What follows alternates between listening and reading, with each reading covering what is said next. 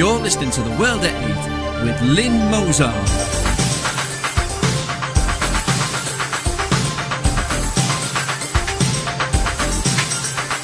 The World at 8, the number one in nationalist news.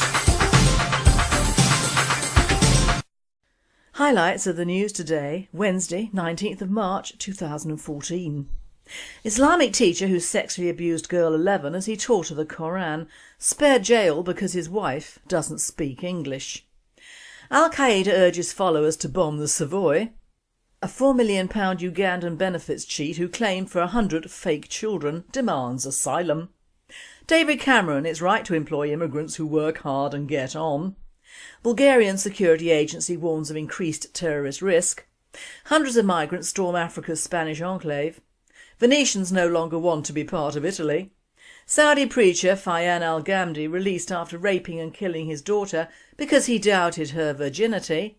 Somalian Islamists publicly execute Christian women. ISL jihadists conduct mass executions in Syria and Obama orders Syrian diplomats out of USA. Thought for the day, black and white minstrels. And finally, 2 for 1 day. UK news. Islamic teacher who sexually abused girl 11 as he taught her the Koran spared jail because his wife doesn't speak English. An Islamic teacher who sexually abused a young girl as he taught her the Koran has been spared prison after a court was told he is on benefits and his wife speaks very little English.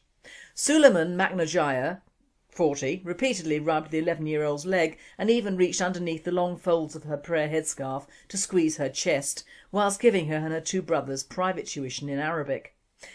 Maknajaya was said to have favoured the girl and believed that the touching was appropriate and given to reassure her. But the confused girl, who cannot be named for legal reasons, found herself becoming frightened whenever lessons were due for fear of what the tutor would do to her. He was reported to police after the child's mother overheard her 2 sons, aged 13 and 7, talking about the incidents in the kitchen. On the day he was arrested, father of 6, Maknajaya, a highly respected Hafiz, was due to teach 30 children at a mosque near his home in Blackburn, Lancashire. He was later convicted of 5 counts of sexual activity with a child, but on Monday he was handed a 40-week custodial sentence, suspended for 2 years, after the court heard he was now on benefits with a family reliant on him.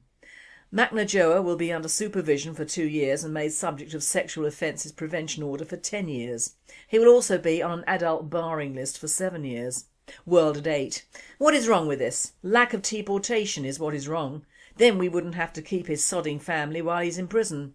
What is wrong with these judges? Are they being paid by the Muslim communities or blackmailed? Al-Qaeda urges followers to bomb the Savoy. Latest issue of Inspire magazine includes instructions for building a car bomb, like that used in the bungled Times Square attack, and lists targets in the UK, US and France. Al-Qaeda has published a list of car bomb targets for its followers in Britain, including FA Cup matches and the Savoy Hotel. The 12th issue of Inspire, published by Al-Qaeda in the Arabian Peninsula, urges supporters to maximise casualties by targeting people rather than buildings in heavily populated areas. It offers instructions on how to build a car bomb using materials that will not arouse suspicion and frequently cites the example of Faisal Shahzad, the failed Times Square bomber. But its most chilling passages are reserved for a country-by-country list of targets. In the UK it suggests events with live TV coverage, including Premier League and FA Cup football matches, as well as the Cheltenham Festival. World at 8. I have a hit list for Al-Qaeda. The Channel, all of Dubai, most of Saudi, all of Pakistan and Afghanistan, and the Holy Rock of Mecca, and the People's Republic of China. How's that? Any additions I've left out? £4 million Ugandan benefits cheat who claimed for 100 fake children demands asylum. A Ugandan benefit fraudster who stole £4 million from the British taxpayer is claiming asylum because of the disgrace she faces if she was sent home. Ruth Nabaguzi is insisting that relatives are angry at the shame she's brought on them through her criminal activities here. Nabaguzi was accused of an outrageous abuse of the hospitality shown to her by Britain when she, along with a gang of other fraudsters, was convicted of stealing more than £4.1 million from taxpayers. The 20-year scam saw her gang create fake identities for up to 100 children to milk the benefits system. She was yesterday ordered by a judge to pay back 1.5 million of the money she stole or face having her 6-year jail sentence doubled. Nabaguzi also claimed to have HIV and AIDS, to receive costly drugs which she then sent back to Uganda to be sold to genuine victims at a huge profit. It was estimated that supplying the medicines to her, as well as 4 others made-up patients, cost the taxpayer more than £2 million. Now, in a further twist to her case, the Daily Mail has learned that Nabaguzi plans to make an asylum application in a bid to halt deportation. When she was jailed in November 2012, she was told she would be kicked out of the country. World at 8. We've got one of them down here. She keeps getting children over from Kenya and now boasts at least 4 kids and more keep coming. There are no checks on these people locally whatsoever. David Cameron, it's right to employ immigrants who work hard and get on.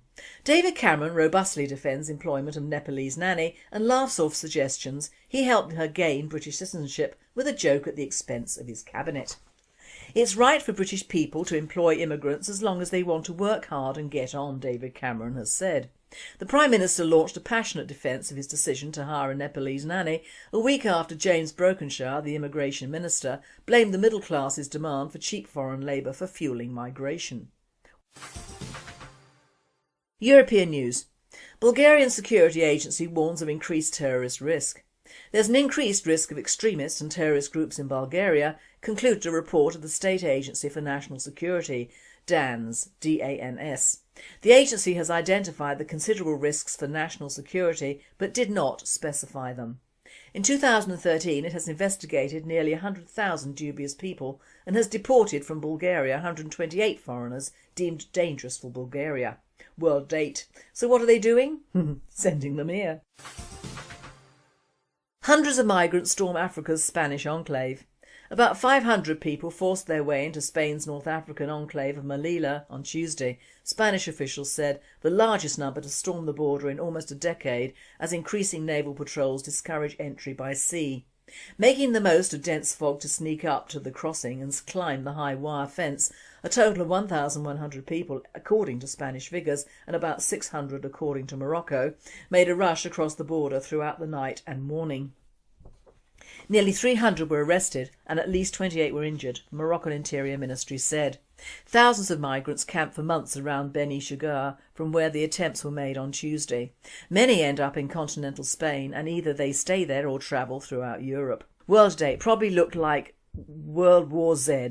They don't travel through Europe, they run through Europe to the UK. Venetians no longer want to be part of Italy. Italians in Venice and its surrounding region are voting this week on whether to break away from the rest of the country and form their own country, organisers said on Monday. We no longer want to be part of a country that has gone to the wall. Nothing works anymore, Nicola Garden from the party said. Italy is weighed down by an enormous level of public debt, thousands of businesses have closed and we've lost count of the number of people who have committed suicide in Venetia, he said. The region pays around €71 billion in taxes to Rome, 21 billion more than it receives in investment and services. The latest polls show that, of the 3.8 million people eligible to vote in the region, around 60% is in favour of independence. World at 8. Tribalism is alive and well, Scotland, Kiev and now Venice. Nobody wants to be part of anything else. They're like the Tower of Babel and will suffer the same fate. It is the culture of me that rules now. World news. Saudi preacher Fayan al-Ghamdi released after raping and killing daughter because he doubted her virginity. A Saudi preacher accused of raping, torturing and killing his 5-year-old daughter has reportedly been released from custody after agreeing to pay blood money. Fayan al-Ghamdi was sentenced to 8 years in prison and 100 lashes in 2013. The court also ordered Al-Ghamdi to pay his ex-wife, the girl's mother, 1 million rials, which is $270,000 in blood money. According to some reports, Al-Ghamdi has suspected his daughter had lost her virginity and had tortured her accordingly. Al-Ghamdi's daughter Lama suffered multiple injuries including a crushed skull, broken back, broken ribs, a broken left arm and extensive bruising and burns. The preacher, who is considered a celebrity in Saudi Arabia and often appears on Saudi television, admitted he used a cane and cables to inflict the injuries after doubting his 5-year-old daughter's virginity and taking her to a doctor, according to the campaign group Women to Drive. Al-Ghamdi, however, has now been released as blood money and the time the defendant has served in prison since Lama's death suffices as punishment, a judge ruled, according to Al-Bawaba News. World date, this man is mad and should have had his tackle removed before being pushed into the desert to die. What child of 5 loses its virginity? Poor little Lama did to her own father and her life. It may have happened in Saudi, but we now have these people in Europe, and they are multiplying. Somalian Islamists publicly execute Christian women. 2 Christian women were publicly beheaded by Islamic terrorists in southeastern Somalia as part of a campaign to wipe out any Christian presence in the East African country. The Morning Star reported Friday that the 2 women, identified as mother of 2 Saadia Ali Omar, 41, and her 35-year-old cousin Osman Mohammed Mogi, were executed by the Al-Qaeda-aligned Al-Shabaab militia in the port town of Barawa in the Loka Shabili region after their Christian identities were discovered. The women were reportedly outed as Christians after repeatedly failing to turn up for Muslim prayers, say locals. The 2 people who were killed on many occasions did not take Friday prayers seriously, especially Omar, who claimed that she was praying in her house, explained one. World date, these people are dangerously pathetic. ISIL jihadists conduct mass executions in Syria and Obama orders Syrian diplomats out of USA. The jihadist Islamic State of Iraq and the Levant carried out mass executions in Syria in January, the United Nations said Tuesday, adding that it was investigating allegations of mass graves. The group conducting mass executions of detainees, thereby perpetrating war crimes, the UN Commission of Inquiry on Syria said in an update on the human rights situation in the country. ISIL is a group of radical jihadists who have fought Syria's regime, but who since the beginning of the year have also been battling a coalition of moderate and Islamist rebels angered by their abuses of rival fighters and civilians. The group is accused of kidnapping scores of people, among them rival rebels, activists, foreign journalists and humanitarian workers. Following this report, the Obama administration marked the 3rd anniversary of the start of Syria's civil war Tuesday by ordering Damascus to close its embassy in Washington and expelling its diplomats, though it did not break diplomatic relations with President Bashar Assad's government. The order was issued in consideration of the atrocities the Assad regime has committed against the Syrian people, and because Syria had stopped providing consular services, Daniel Rubinstein, the new US Special Envoy for Syria, said in a statement, "World date, oh surely not, the Muslims could never perpetrate crimes against humanity, could they?" Thought for the day. Black and white minstrels. Now I bet you all thought I'd be having a slam at the blacks today, but I won't, honestly. But I do have a short tale to tell that will let you see what I see in the drastic change to our society that uncurtailed immigration has done. I remember when local libraries were havens of peace and quiet, apart from having the latest books regardless of their could-be, might-be, un-PC messages. The librarians were creatures to be feared, and a trip to a library was a treat for many children, accompanied by adults. Nowadays libraries, like public houses, have been opened for family fun, which means in most cases a reduction in actual books, more computers and a vast play area for under 10s. I, as usual, having done my maternity and indeed grand maternity thing, avoid our local library like the plague during those times. However, yesterday I was not so clever and timed it to just when the local kids had got out of school. I'd just chosen my books and some for my better half, all of which of course he rejected when he arrived, and was sitting down waiting for him and God when the door opened, automatically like the heralding of angels, and in came one very black woman with a pushchair and a little girl of about 8. Straight into the children's section, which I was sitting near. Then a few minutes after, yet another black female with 5 children, all of varying ages from 2 to 10ish. Of course they found each other and the first little girl shouted a greeting to one of the group about not knowing them at school, which bounced around the walls like an echo, and then the hilariously awful happening of seeing these 2 very young girls, remember straight out of school, banging knuckles and singing and dancing What I Really Want by the Spice Girls at full volume. Now remember, we are in public and in a library, not a freak show or Britain Has No Talent, and they weren't bad, just in the wrong place in my view. Their respective mothers, who could barely speak English of course, ignored them, and by that time I thought the best place to go was home, and quickly. It wasn't that they were black Africans, it wasn't that they were obviously in a breeding competition, and it wasn't even the fact they were in Borden. It was the type of greeting and music that is frankly too old for kids of their ages, and surely something of what they'd learned that day counted. Although I was looking avidly at Hogarth and reading my stepfather's adult books at 8, I was the curse of any school I went to, and certainly no goody two-shoes. But the whole black culture, or rather lack of it thing, got me, and I thought that if white kids are being counted out in even small local schools, what chance do they stand in the inner cities? And of course the answer is virtually nil. The Chinese and Asians will be educated because they're usually forced to by their parents. The blacks will always be the rappers and the gangsters, which the white kids will have to accept or be out of it, and as most of them will be lucky to have one parent at home who doesn't really give a damn, they will run to join and be a wigger. Typecasting, but typecasting is called that because it does what it says on the tin. It typecasts. I'm saddened that even a local library is subjected not only to diversity and multiculturalism, but a total changeover in use of building permits to that of a crèche. Children should be made aware of books at an early age, but in reality that day has passed as long as they have their mobiles and tablets, etc. Most of these sections are used for reading to babies, which is hilarious, as most cannot even see straight at a few months, and see what a good mum I am competition, and believe me, they are a diverse lot in Hampshire.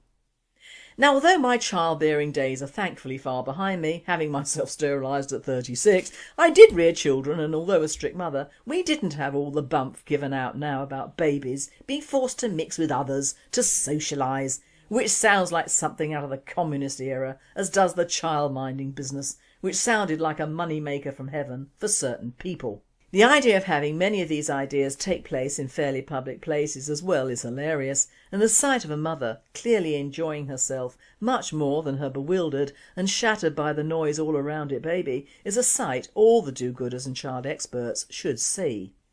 You know, despite all the rhetoric about socialising and mixing and playing and developing babies, the happiest babies I used to see were in large prams, sitting up and being taken for walks, not bunged up in a car, taken to a supermarket, put into a cramped up pushchair and walked for miles along shelves, ending up in a coffee house for hours. Call me odd, I don't view that as progress. Now the child-minding business, what a doozy. I caught something on the news last night which culminated in the fact that if two people earn £300,000 a year between them, they'll get a few pounds more in childcare allowances. Am I the only one who would have liked a dual income of £300,000 a year, and if I had, would not have worked, and needed to pay for childminding as half of 300,000k is 150k, and that would have done very nicely, thank you, when my children were smaller and I couldn't work.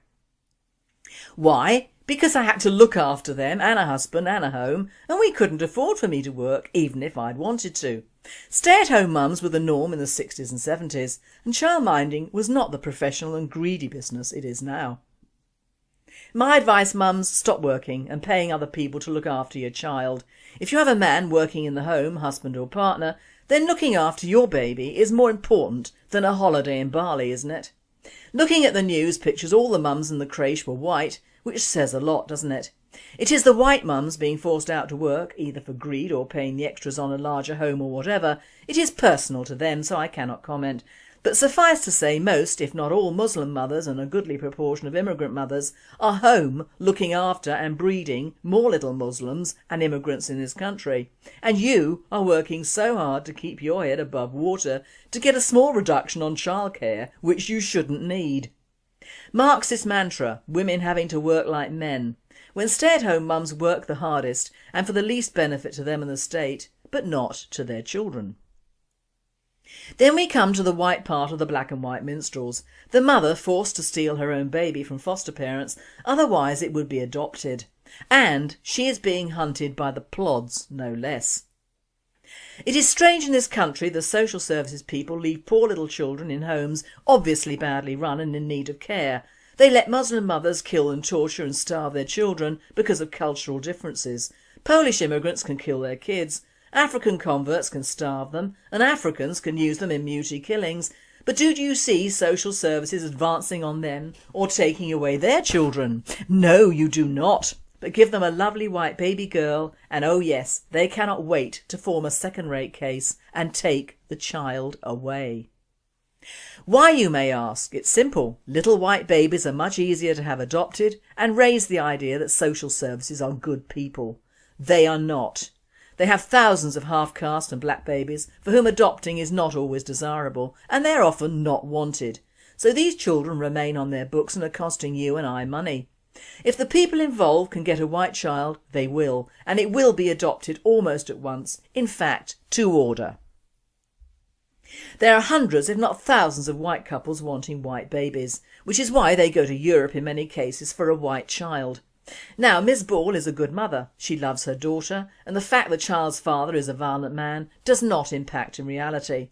She's taken the child and is on the run, which is disgusting in a civilised country. Little Lola was going to be adopted, of course, and if this takes place Stacey Ball will never be allowed to see her own child again. And she has done nothing wrong. She has not been cruel or neglected her baby, and the baby's own father, although a bad-tempered bastard, has never touched the child. Now when you look at the cases that the SS have ignored, that of stepfathers raping and killing babies not their own, it all looks just a little bit suspect, doesn't it? There is no law in the land that says anyone can take a child or baby from its mother with no evidence of cruelty, let alone having that child adopted by strangers, whatever the financial benefits might be to the SS or parties involved. The irony of it is now that according to John Hemming, Lib Dem MP for Birmingham Yardley, it is a criminal offence to take a baby like this. Whoa, ha ha ha matey. It isn't a baby like this, it is her baby which was taken from her without proper evidence and obviously with adoption in mind. If this baby had been black, half black, cruelly treated and consistently in hospital, like many others have been, it would not have been taken, as indeed those other poor unfortunates have not come under any sort of scrutiny until too late. There are some cases where it does not pay to have a lovely white female baby and social services on the same planet, let alone the same country. Shame on you. And if I had the money, I would pay for Stacey and Lola to start a new life in the States, well away from Marxist and diversity agenda of this country and its establishments. Pick the bones out of that one, SS, Plods and Hemming. And finally, 2 for 1 day. A big earthquake with a strength of 8.1 on the Richter scale hits the Middle East. 2 million Muslims die and over 1 million are injured. Iran, Iraq and Syria are totally ruined and the governments don't know where to start with providing help to rebuild. The rest of the world is in shock. The USA is sending troops to help keep the peace. Saudi Arabia is sending oil. Latin American countries are sending clothing. New Zealand and Australia are sending sheep, cattle and food crops. The Asian countries are sending labour to assist in rebuilding infrastructure. Canada is sending medical teams and supplies. Great Britain, not to be outdone, is immediately sending 2 million replacement Muslims with another million to follow later. Oh, I wish. And one which you can alter for the UK as you wish. Over 5,000 years ago, Moses said to the children of Israel, "Pick up your shovels, mount your asses and camels, and I will lead you to the promised land." Nearly 75 years ago, when welfare was introduced, Roosevelt said, "Lay down your shovels, sit on your asses and light up a camel. This is the promised land." Today Congress has stolen your shovel, taxed your asses, raised the price of camels and mortgaged the promised land. I was so depressed last night thinking about the healthcare plans, the economy, the wars, lost jobs, savings, social security, retirement funds, etc. I called a suicide hotline. I had to press 1 for English. I was connected to a call centre in Pakistan. I told them I was suicidal. They got very excited and asked if I could drive a truck. Folks, we're screwed. You've been listening to The World at 8. I am Lynn Mozar and I wish you all a very good night. Suleiman Maknajaya, 40, repeatedly rubbed the 11-year-old's leg and even reached underneath the long folds of her prayer headscarf to squeeze her chest whilst giving her and her 2 brothers private tuition in Arabic. Maknajaya was said to have favoured the girl and believed that the touching was appropriate and given to reassure her. but the confused girl, who cannot be named for legal reasons, found herself becoming frightened whenever lessons were due for fear of what the tutor would do to her. He was reported to police after the child's mother overheard her two sons, aged 13 and 7, talking about the incidents in the kitchen. On the day he was arrested, father of 6, Maknajoa, a highly respected Hafiz, was due to teach 30 children at a mosque near his home in Blackburn, Lancashire. He was later convicted of 5 counts of sexual activity with a child, but on Monday he was handed a 40-week custodial sentence. Suspension warns of increased terrorist risk. Hundreds of migrants storm Africa's Spanish enclave. Venetians no longer want to be part of Italy. Saudi preacher Fayan al-Ghamdi released after raping and killing his daughter because he doubted her virginity. Somalian Islamists publicly execute Christian women. ISL jihadists conduct mass executions in Syria and Obama orders Syrian diplomats out of USA. Thought for the day, black and white minstrels. And finally, 2 for 1 day. UK News. Islamic teacher who sexually abused girl 11 as he taught her the Koran spared jail because his wife doesn't speak English. An Islamic teacher who sexually abused a young girl as he taught her the Koran has been spared prison after a court was told he is on benefits and his wife speaks very little English. Ended for 2 years after the court heard he was now on benefits with a family reliant on him. Maknajoa will be under supervision for 2 years and made subject of sexual offences prevention order for 10 years. He will also be on an adult barring list for 7 years. World at 8. What is wrong with this? Lack of deportation is what is wrong. Then we wouldn't have to keep his sodding family while he's in prison. What is wrong with these judges? Are they being paid by the Muslim communities or blackmailed? Al-Qaeda urges followers to bomb the Savoy. Latest issue of Inspire magazine includes instructions for building a car bomb, like that used in the bungled Times Square attack, and lists targets in the UK, US and France. Al-Qaeda has published a list of car bomb targets for its followers in Britain, including FA Cup matches and the Savoy Hotel. The 12th issue of Inspire, published by Al-Qaeda in the Arabian Peninsula, urges supporters to maximise casualties by targeting people rather than buildings in heavily populated areas. It offers instructions on how to build a car bomb using materials that will not arouse suspicion and frequently cites the example of Faisal Shahzad, the failed Times Square bomber. But its most chilling passages are reserved for a country-by-country list of targets. In the UK it suggests events with live TV coverage, including Premier League and FA Cup football matches, as well as the Cheltenham Festival. World at 8. I have a hit list for Al-Qaeda. The Channel, all of Dubai, most of Saudi, all of Pakistan and Afghanistan, and the Holy Rock of Mecca, and the People's Republic of China. How's that?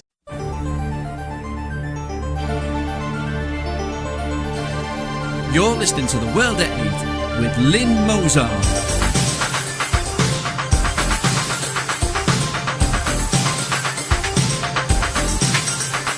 The World at 8, the number 1 in nationalist news. Highlights of the news today, Wednesday, 19th of March 2014. Islamic teacher who sexually abused girl 11 as he taught her the Koran spared jail because his wife doesn't speak English. Al-Qaeda urges followers to bomb the Savoy. A £4 million Ugandan benefits cheat who claimed for 100 fake children demands asylum. David Cameron, it's right to employ immigrants who work hard and get on. Bulgarian security agents